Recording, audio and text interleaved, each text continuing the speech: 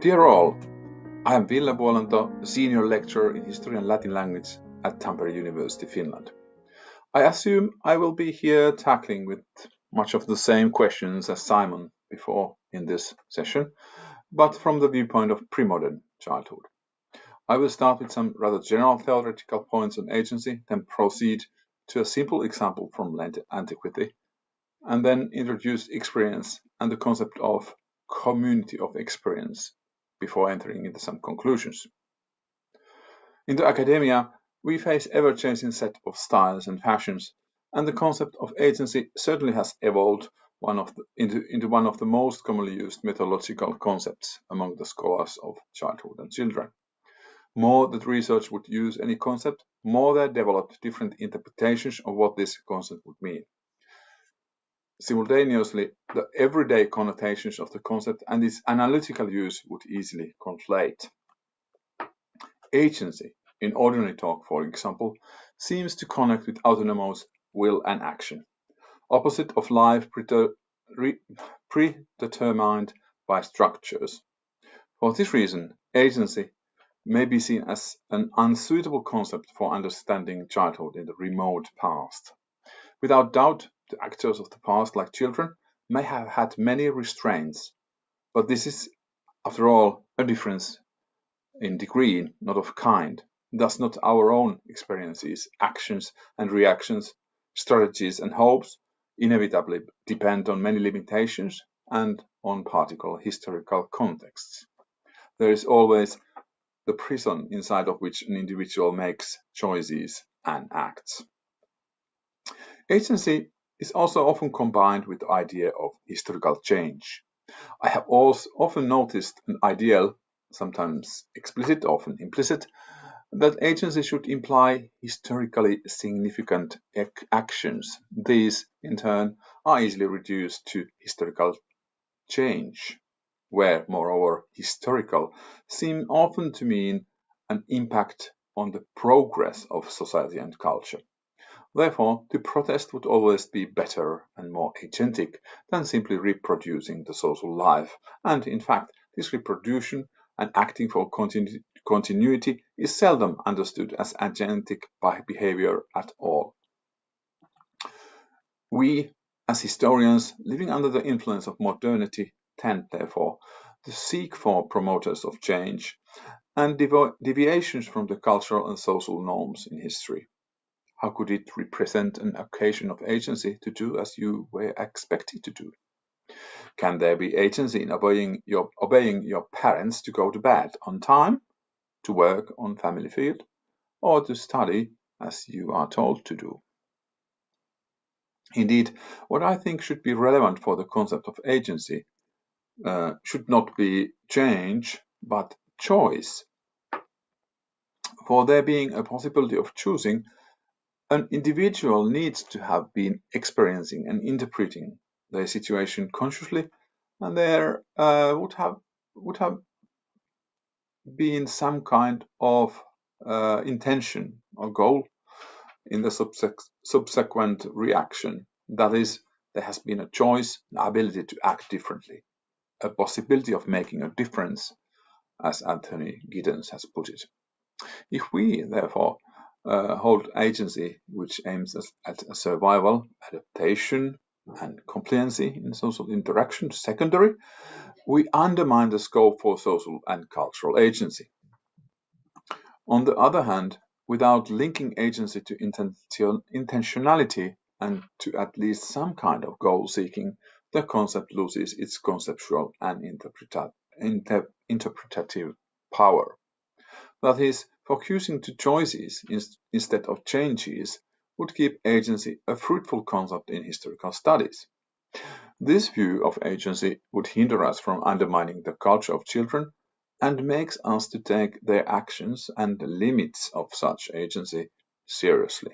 This, of course, would require that we would be willing to accept that having significance and making a difference in one everyday interaction and relationships inside the family and in local community would be enough, and that this significance is assessed through children's own experience and own culture, not through the adult world in which we live in.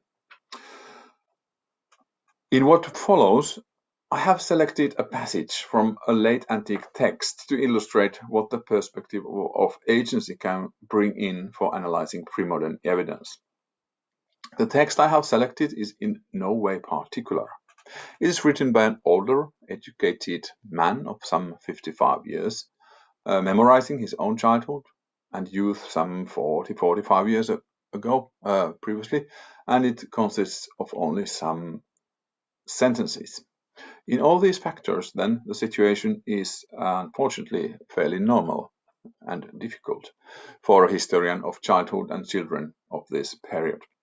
The short text is written by Jerome, a scholar and theologian in 402 BCE, probably in Bethlehem. Jerome, as well as his audience, belonged to the educated minority sharing the literary culture of the Roman world of the 4th century CE. And now I read you the text, which is also there in the slide. Which of us does not remember his infancy? I shall make you laugh. How I ran about among the offices where the slaves worked, how I spent the holidays in play, or how I had to be dragged like a captive from my grandmother's lap to the lessons of my enraged Arbelius, that is my schoolmaster. And that's all. Can we now extract childhood agency from this? Playing and running, as well as enraged schoolmasters, belong to the stock themes in depictions of childhood in the Roman world. In a way, they need to be mentioned in order the narrative to be culturally relatable.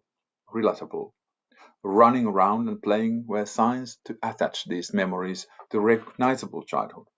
And in fact, in constructing early childhood as a background for the study, they were needed to convey the idea of memorization of the past across the decennia.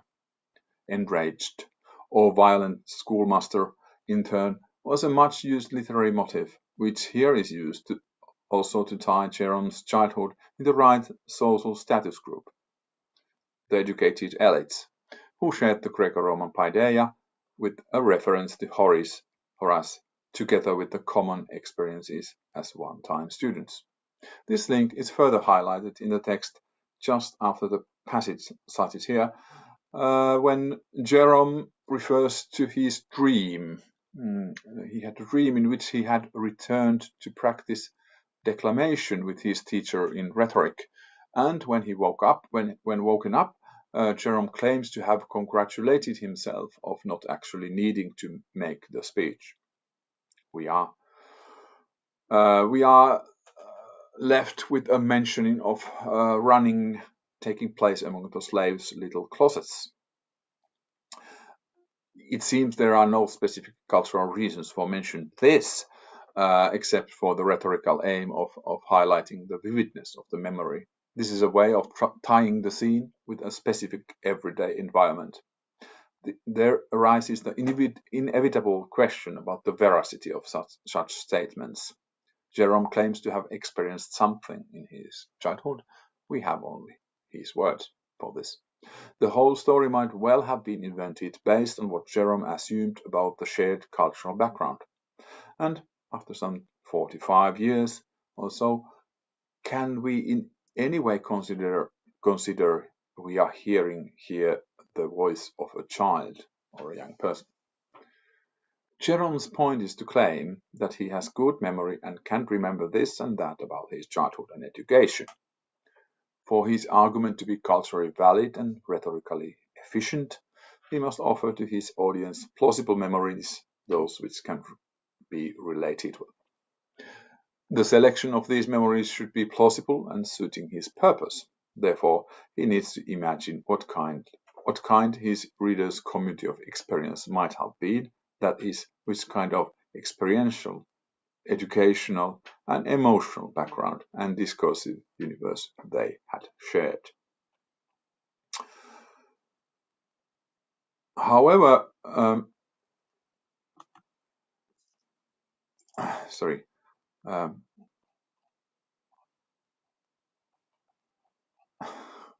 However, if Jerome is lying or invents or simply colors his memories ad hoc, what difference it would actually make for our interpretation of his text. If taking this as a true memory, true in a heavy quotation marks, it is still but an anecdote concerning of an individual. But in both cases, let the anecdote be invented or based on an historical event, it takes part in the shared social world of Jerome and his audience, both constructing and reflecting upon a view of childhood, which has to be plausible for the contemporary circumstances. This is especially true as the very point in Jerome's story is not as such in those particles we are interested in. For him, these pointedly belong to the background, merely adding to the plausibility of his not too delicate main point. We indeed remember many particulars from our childhood. In Jerome's telling, children were running among the closets of the slaves, not an adult-sanctioned playground as such, but an everyday space in connection of a wealthy late Roman household.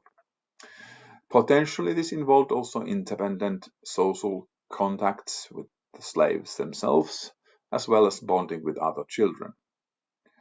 A child could also cherish his nearness to grandmother spontaneously, even in a case the child should have been studying. We see here also a reference to resistance, child being able to show his emotions and needing to be dragged from his grandmother to start his studies.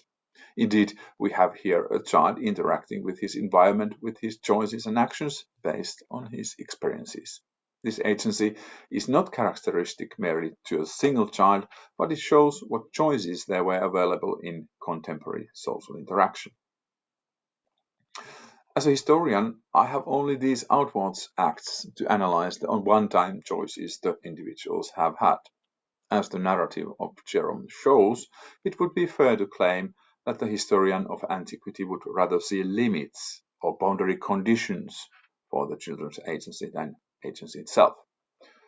The community with its culture-specific norms, values, material environment, and practices in social interaction, that is, the cultural scripts available, would determine what kind of playground is available and bestows the agents with rules and equipment.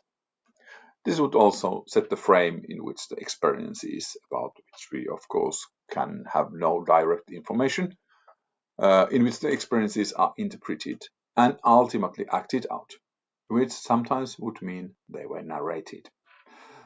A particle mode of being and acting is characteristic for any specific intersection of gender, age, social group, stage of life course, religion, ethnicity, and historical time. So here it seems to be useful to introduce a concept of community of experience. Behind this concept is the fact that communal identity with the specific cultural and social circumstances and discourses define the limits in which the interpretation and processing of individual experiences take place. The concept of community of experience has previously been used to denote a community, the members of which would share the same experience. But here I would develop the concept in a different direction in claiming that the community in fact also produced the very ways in which any particular sensory input is experienced. This is not in the first place question of shared experiences, but how the individuals interpret and narrate what they have experienced, both for themselves and for their environments. There are, as the social world framework states, discursive universes, that is, shared relational discursive spaces. And these limit and direct the ways in which individuals and groups can interpret and conceptualize their experiences. As Aldous Huxley pointed out, experience is not what happens to a man, it is what a man does with what happens to him. And from this perspective, agency is a response to the experiences, both interpreted and handled with the tools allowed and determined by the contemporary discursive universe. The story told by Jerome is therefore connected to a way a certain community of experience. The story told by Jerome is therefore connected to a way a certain community of experience conceptualizes the social world. It is drawing from a certain shared idea of the repertories of action as used by children, repertories which are depending on the culturally and socially determined limits in which the experiences can be interpreted and responded.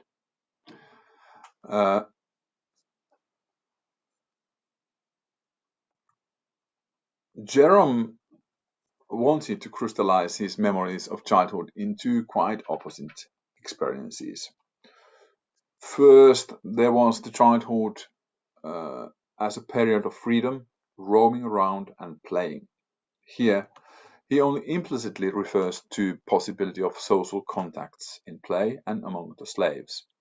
Secondly, there are the negative experiences connected with schooling and the need of tearing him to take his lessons, the reference to stern and even frightening teachers, and later also the awkwardness, even anxiety connected to practicing public speeches. These problems in pedagogical methods of today were countered by his grandmother, who was to offer safety, or at least in the narrative of Jerome, the grandmother represented the experience of nearness and solace. His narrative refers to emotions or states of mind linked with childhood. Freedom, fear, safety, nearness, and anxiety. He assumes these experiences would offer his audiences points of identification, and thus they would relate to his memories with amusement and sympathy. Moreover, the social interaction which features in the story needs to be pointed out. The other actors mentioned to have been in contact with the child were grandmothers and teachers, explicitly so, and together with implicitly mentioning playmates and slaves. Instead, there are no references to parents nor to any other members of the family. The time would not allow me to go deeper in this, but I still need maybe here to point out that we cannot make here the conclusion that the nuclear family would not have been important in late antiquity.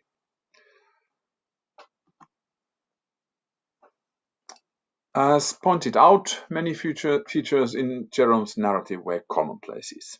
There is no need to take the acts as narrated in the sources as representing the actual choices made by the individual in question. Still, by paying attention to the social interaction and community of experience alongside with the focus on agency, it's possible to study in which ways the protagonists have first interpreted and then used their past experiences. We might not get information on certain individual children's agency or experiences, but this should not hinder us from asking questions about impact and meanings of childhood, as well as on construction of agency, experience, identity, and subjectivity, and thus from trying to reconstruct something of the world in which this took place. I thank you for your attention.